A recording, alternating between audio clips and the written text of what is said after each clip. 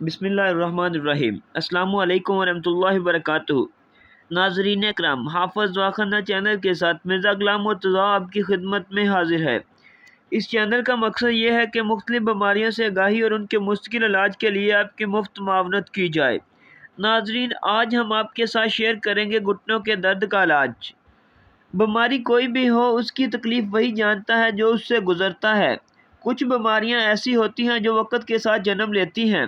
ناظرین، عمر بڑھنے کے ساتھ ہڈیاں بھی کمزور ہونے لگتی ہیں، جس کے باعث جوڑوں کا درد لوگوں کو اپنا شکار بنا لیتا ہے، اور اس کا سب سے زیادہ اثر گھٹنوں پر ہوتا ہے۔ جسم میں قوت مدافعت کا کم یا ختم ہونا گھٹنوں اور جوڑوں کے درد کی وجہ بنتی ہے۔ آپ اس مسئلے سے نجات حاصل کرنے کے لیے کامیاب ہو سکتے ہیں اگر آپ ہمارے اس نسخے پر عمل کریں۔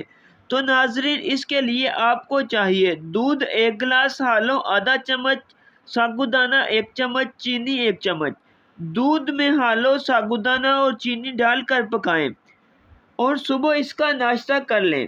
یہ عمل 1 ماہ تک روزانہ کریں تو انشاءاللہ آپ گھٹنوں کے درد سے مکمل طور پر ہمیشہ کے لیے نجات پا سکتے ہیں۔ تو ناظرین، اگر آپ کو ہماری یہ ویڈیو اچھی لگے تو اسے لائک اور شیئر کرنا مت بھولیے گا۔ نیکسٹ ویڈیو تک کے لیے اللہ حافظ۔